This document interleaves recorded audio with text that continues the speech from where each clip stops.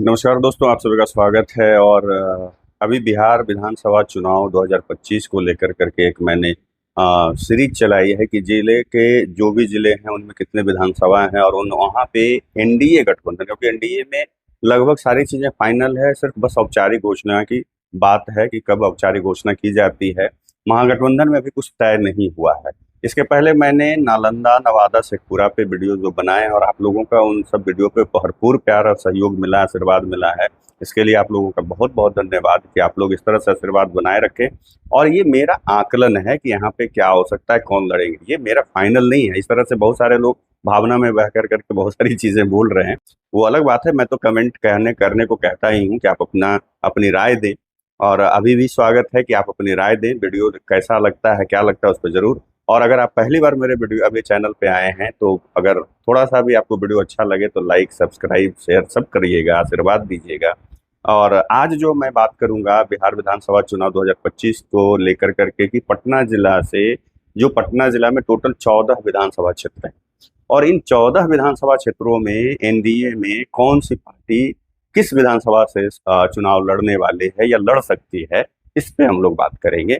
और इसमें बहुत सारी चीजें, एक दो जगह पे चौंकाने वाली चीजें भी आपको देखने सुनने को मिलेगी, क्योंकि जो सूत्रों के हवाले से, ये मीडिया के हवाले से खबर आ रही है और जो चर्चा का विषय है, उसके आधार पे ये मैं आप लोगों से शेयर कर रहा हूँ। और थोड़ा बहुत जो मैं पिछले भी वीडियो में बताया था कि कुछ वरिष्ठ नेता जो हैं या कुछ पत्रकार बंधु जो हैं उनसे, वरिष्ठ जो हैं जो पटना में रहते हैं, उन लोगों से जब मैंने पूछा, सवाल पूछा, तो उसमें उन्होंने सहमति जताई थी। तो आज पटना में टोटल 14 विधानसभा क्षेत्र हैं। पटना में पहला जो मैं पहले बात कर लेता हूँ, चलता हूँ मोकामा से, जहाँ से अनंत सिंह की पत्नी पिछली बार राजद से चुनाव लड़ी थी। और वो पिछली बार जब फ्लोर टेस्ट हुआ, जब एनडीए के साथ फिर से नीतीश जी आए थे, तो उस फ्लोर टेस्ट में अनंत सिंह की पत्नी जो हैं उन्होंने जदयू को समर्थन, यानी एनडीए को समर्थन दिया था।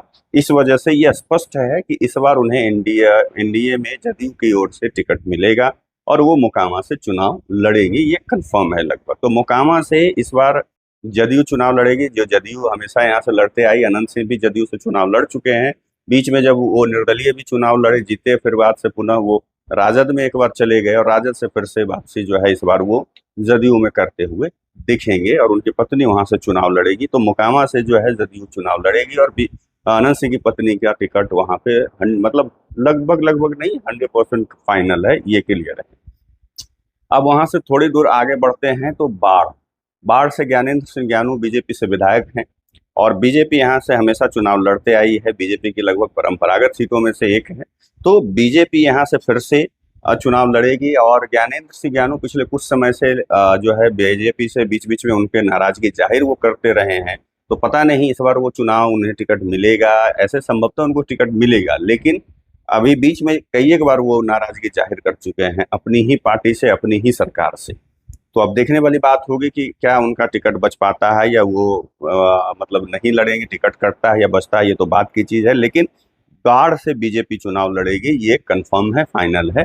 थोड़ा उससे आगे और बढ़ते हैं तो बख्तियारपुर विधानसभा सीट, बख्तियारपुर विधानसभा सीट की जब बात करते हैं तो बीजेपी यहाँ से चुनाव लड़ते आई है और इस बार भी बीजेपी ही चुनाव लड़ेगी। और बीजेपी पिछली 2020 में राजद से चुनाव हार गई थी वहां पे। इस बार बीजेपी क्या करेगी तो समय बताएगा, कौन उम्मीदवार होंगे ये भी समय बताएगा, लेकिन बख्तियारपुर से बीजेपी चुनाव लड़ेगी, ये फाइनल है। अभी जैसे आगे जो उससे चलते हैं, उससे थोड़ा दूर आगे बढ़ते हैं तो फतुहा में आते हैं हम लोग। फतुहा विधानसभा क्षेत्र से, फतुहा विधानसभा क्षेत्र से राजद के अभी विधायक है, राजद वहाँ पे उनके विनिंग सीट है और वहाँ पे बीजेपी चुनाव लड़ी थी 2020 में और इस बार भी बीजेपी ही चुनाव लड़ेगी फतुहा से भी, ये फाइनल है, इसमें कहीं कोई इफ बट नहीं है। फिर हम लोग जो है उससे थोड़ा सा अब आगे जैसे बढ़ते हैं, दीघा क्षेत्र की बात कर लेते हैं। दीघा से अभी वर्तमान में संजीव चौरसिया वहाँ पे विधायक हैं, बीजेपी के कद्दावर नेता हैं।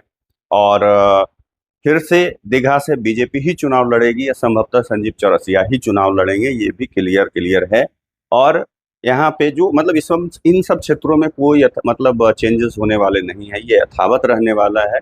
हाँ, पिछली बार मतलब अगर कुछ समय 2015 की बात करें तो मोकामा से जरूर बीजेपी ने अपने उम्मीदवार उतारे थे, लेकिन फिर बाद में जब एनडीए में गठबंधन में नीतीश जी जब पुनः वापसी आए तो वहां से 20 में ये जब मोकामा से जदयू भी चुनाव लड़ती है। तो दीघा से भी कोई चेंजेस होने वाले नहीं, बीजेपी चुनाव लड़ेगी। और संजीव चौरसिया जो है लगभग लगभग फाइनल है। बांकीपुर में, बांकीपुर से नितिन नवीन विधायक हैं और अभी पथ निर्वहन माने निर्माण विभाग के मंत्री हैं।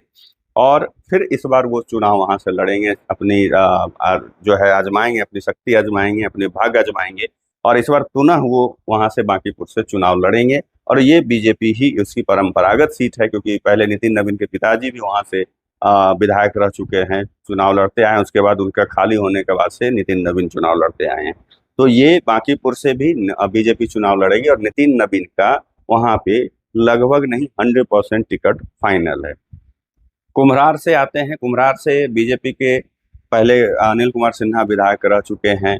अभी इस बार मतलब फिर से वो मतलब अपने किस्मत आजमाएंगे कि शायद या उनके पुत्र को भी टिकट संभव हो सकता है, मिल सकता है। ये अलग बात है, अभी ये क्लियर कुछ नहीं है। तो कुम्हरार से भी बीजेपी चुनाव लड़ेगी। बीजेपी ही का वो परंपरागत सीट है और वहां से फिर से पुनः बीजेपी ही चुनाव लड़ेगी कुम्हरार से। अब उसमें अनिल कुमार सिन्हा चुनाव लड़ते हैं या उनके सुपुत्र लड़ते हैं आशीष सिन्हा, ये तो समय की बात है। वो आगे चल करके वो क्लियर हो जाएगा जब औपचारिक घोषणाएं पहले हो जाएंगी कि कितने सीटें पे कौन एनडीए के घटक दल लड़ रहे हैं और कौन सी सीटें किसको गई हैं, उसके बाद वो तय होगा। अब आते हैं उसके बाद पटना साहिब। पटना साहिब बीजेपी की बहुत ही परंपरागत सीट है। वहां पे बीजेपी के, बिहार बीजेपी के कद्दावर नेताओं में से एक, मतलब जिस कद्दावर जैसे सुशील मोदी थे, उसी तरह के उन्हीं के मतलब समकक्ष जो हैं नंदकिशोर यादव, अभी बिहार विधानसभा के वो अध्यक्ष हैं। और वो वहां से चुनाव लड़ते आए हैं, कंटिन्यू जीतते आए हैं, लंबे समय से वहां विधायक हैं। इस बार जो है अब संभवतः उनको टिकट मिलेगा। लेकिन एक चीज और है कि उनके प्रति नाराजगी भी पटना साहिब के क्षेत्रों के जो वहाँ पे पब्लिक है, जो जनता है, उनके नज़र में उनके अंदर नाराजगी है नंदकिशोर यादव को लेकर करके, क्योंकि नंदकिशोर यादव लंबे समय से विधायक हैं और उनके प्रति शिकायत है कि वो अभी तक जो हिसाब से वहाँ पे मतलब विकास करना चाहिए था वो अभी उन्होंने किया ही नहीं है। और उतना ही नहीं, एक शिकायत और है कि शायद जब संभवतः उनसे जब लोग मिलने जाते हैं तो मिलने के जगह पे मतलब सिर्फ सही से वो जो एक जनप्रतिनिधि का काम होता है कि अपने जनता से सही तरीके से मिलना या उनके समस्याओं का निदान करना, तो वो भी शायद वो नहीं कर पा रहे हैं, ऐसा वहाँ के जो है जनता का कहना है। लेकिन जो मैं बात कर रहा हूँ कि ये बीजेपी के कोटे में है और बीजेपी ही यहाँ चुनाव लड़ेगी और नंदकिशोर यादव ही चुनाव लड़ेंगे। लगभग लगभग ये फाइनल है। हो सकता है कि उनको टक्कर इस बार मिलेगी अगर वो चुनाव लड़ेंगे तो अभी ये जो है पटना साहिब बीजेपी है। अब आ जाते हैं मनेर। मनेर भी जो है बीजेपी चुनाव लड़ते आई है, तो इस बार भी मनेर से बीजेपी ही चुनाव लड़ेगी। और यहाँ पे अब देखने वाली बात है कि जो उम्मीदवार कौन होगा ये बाद में पता चलेगा, लेकिन मनेर से भी बीजेपी चुनाव लड़ेगी, ये तय है। उसके बाद फुलवारी शरीफ, सबसे इंटरेस्टिंग यहाँ पे ये है क्योंकि फुलवारी शरीफ जदयू हमेशा चुनाव लड़ते आई है। जदयू में पहले श्याम रजक हुआ करते थे, वहां से कई एक बार वो जीते, मंत्री रहे। और फिर से श्याम रजक जब नाराज हुए जदयू से तो वो चले गए राजद में, फिर से पुनः उन्होंने वापसी करी है जदयू में। और मुझे तो लगता है कि वो जब जदयू में कोई भी पार्टी इसमें जब जाकर के कोई नेता फिर से दोबारा मिले या कोई दूसरे कोई भी पार्टी के लोग आकर करके मिलते हैं तो सिर्फ एक उम्मीद में आते हैं कि हमें टिकट चाहिए और टिकट मिलता है, यही उम्मीद से। लेकिन इस बार जो खबर छन के आ रही है कि फुलवारी शरीफ जो है वो जदयू अपनी सीट छोड़ सकती है और वहां से, क्योंकि वो जो इलाका है वो दलित बहुल इलाका है और वो सीट, क्योंकि इस बार खबर है कि 7 विधानसभा सीट ऐसे जो है जदयू छोड़ने वाली है और 5 विधानसभा अलग से जो बीजेपी के कोटे में है उस पर अपना दावा ठोक रही है। तो ये जो है फुलवारी शरीफ वाली बात, ये फुलवारी शरीफ विधानसभा की, तो फुलवारी विधानसभा सीट शायद संभवतः जदयू छोड़ेगी और वहां से हम यानी जीतन राम मांझी की पार्टी से कोई उम्मीदवार हो सकता है। ऐसी बातें मीडिया के मतलब हवाले से या सूत्रों के हवाले से या लोगों के हवाले से ये सुनने को मिल रहा है। हाँ, ये मैंने पहले भी कई सभी वीडियो में कहा हूँ कि भाई आरएसएस और बीजेपी इस बार तय कर रही है अपने सर्वे के हिसाब से कि कौन विनिंग कैंडिडेट हैं, और सिंबल जो भी रहे, उम्मीदवार कौन होंगे ये नहीं होंगे, वो मिल करके सारे दल करेंगे तय और वो आधार बनेगा आरएसएस और बीजेपी के जो इंटरनल सर्वे है। तो ये भी हो सकता है कि सिंबल शायद हम का हो और श्याम रजक चुनाव लड़े। तो ये समझ में नहीं आ रहा है कि श्याम रजक जब पार्टी में आए हैं तो वो जदयू क्यों छोड़ रही है। तो ये आगे चल करके पता चलेगा कि छोड़ रही है या नहीं, लेकिन अभी तक जो खबर है कि फुलवारी शरीफ जदयू जो है छोड़ने वाली है। अब आ जाते हैं मसौढ़ी। मसौढ़ी से जदयू चुनाव लड़ते आई है, इस बार भी जदयू ही वहां से चुनाव लड़ेगी। उसके आगे है 12वें जो विधानसभा है पालीगंज। पालीगंज से भी जदयू चुनाव लड़ते आई है, इस बार भी जदयू ही चुनाव लड़ेगी। विक्रम से हमेशा बीजेपी चुनाव लड़ते आई। पिछली बार अतुल कुमार वहां से चुनाव लड़े थे, युवा नेता थे, युवा मोर्चा में बहुत दिन काम किए, लेकिन उनकी करारी हार हुई वहां पे। तो संभवतः वहां से उम्मीदवार बदले जा सकते हैं, ऐसा समझ में आ रहा है, ऐसा सुनने को मिल रहा है कि वहां से उम्मीदवार बदले जा सकते हैं। अतुल कुमार की जगह पे संभवतः वहां पे कोई और नजर आ सकते हैं। अब कौन आएंगे, ऐसे वहां पे शायद संभवतः उषा विद्यार्थी जी, प्रोफेसर उषा विद्यार्थी, संभवतः, अगर मैं गलत होऊंगा तो करेक्शन जरूर कीजिएगा। वो वहां से एलजेपी से चुनाव लड़ी थी, लेकिन फिर से वो बीजेपी में आ चुकी हैं, तो शायद वही फिर से वहां से चुनाव लड़ी। 14वां जो विधानसभा है वो दानापुर है। दानापुर से बीजेपी चुनाव लड़ी थी और बीजेपी ही इस बार भी चुनाव लड़ेगी, और वहां से बीजेपी को हार का सामना करना पड़ा था रीतलाल यादव जो राजद से चुनाव लड़े थे। लेकिन इस बार रीतलाल यादव जो है जेल के अंदर हैं और उनकी जो है तबीयत भी ठीक नहीं है, और संभवतः अब इस बार जो है वहां पे शायद जीत का स्वाद चखने को मिल सकता है। और रीतलाल यादव का है जो फिलहाल अभी राजद के साथ बढ़िया रिश्ता जो है वो नहीं है। अच्छे रिश्ते अभी राजद के साथ रीतलाल यादव की नहीं है, खास करके लोकसभा चुनाव से, क्योंकि वहां जहां से मीसा भारती जो पाटलिपुत्रा से जीती हैं, वहां से रीतलाल यादव चुनाव लड़ना चाहते थे लोकसभा में, लेकिन उनको टिकट न मिला। जिस समय उस समय जो खबरें छन के आई कि संभवतः शायद उन्होंने विरोध भी किया था मीसा भारती का, इंटरनल विरोध, खोल करके विरोध नहीं, इंटरनल विरोध। अब कितनी इसमें सच्चाई है वो मुझे नहीं पता।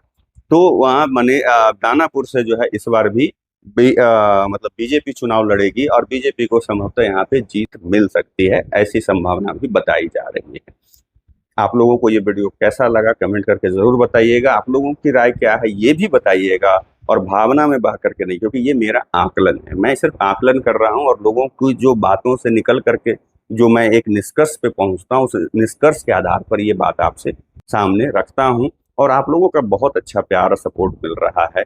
अभी जो भी मैंने नालंदा जिले पे जो बनाया उसमें मैं छूट गया, उसमें एक चीज में मेरा छूट गया था, जैसे उसमें कमेंट करके भाई ने मेरे को करेक्शन किया, जो कि मुझे मेरी गलती से छूट गई थी। नालंदा विधानसभा क्षेत्र से, नालंदा जिला के नालंदा विधानसभा क्षेत्र से मैं बोलना भूल गया था, तो मैं इस वीडियो में उसको बोलने जा रहा हूँ, क्योंकि वहाँ पे एक मेरे भाई ने वहाँ पे करेक्शन किया, पूछा था कि भाई श्रवण कुमार के बारे में क्या राय।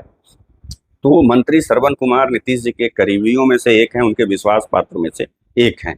उनका टिकट कंफर्म है और नालंदा से वही चुनाव लड़ेंगे, ये फाइनल है, इसमें कहीं कोई इफ वर्ड नहीं है। तो भाई जिन्होंने ये हमें लिखा था, मैं उनसे माफ़ी मांगते हुए कि मैं वो भूल गया था, मैंने उन्हें कमेंट भी किया था कि वहाँ पे मैं गलती से दिमाग से उठ गया था, तो इस वीडियो में मैं उस चीज़ का जिक्र कर रहा हूँ। तो इसी तरह से अगर आपको कहीं लगे, कुछ ऐसा लगे, तो आप कमेंट करके ज़रूर बता सकते हैं। आपके पॉजिटिव कमेंट का स्वागत है, ऐसे नेगेटिव भी करेंगे तो मैं क्या करूँगा, उसमें कुछ नहीं कर सकता। ये मेरा आकलन है, और ये मैं लोगों से बातचीत के आधार पर निष्कर्ष कर करके ये चीज़ें आप लोगों के सामने लेकर के आ रहा हूँ। कैसा आप लोगों को वीडियो लगा है कमेंट करके ज़रूर बताइएगा, और अगर अच्छा लगे तो शेयर, सब्सक्राइब, लाइक सब कर दीजिएगा। आशीर्वाद बनाए रखिएगा। तब तक के लिए आप लोगों से विदा लेता हूँ, दूसरे वीडियो में मिलूंगा। नमस्कार।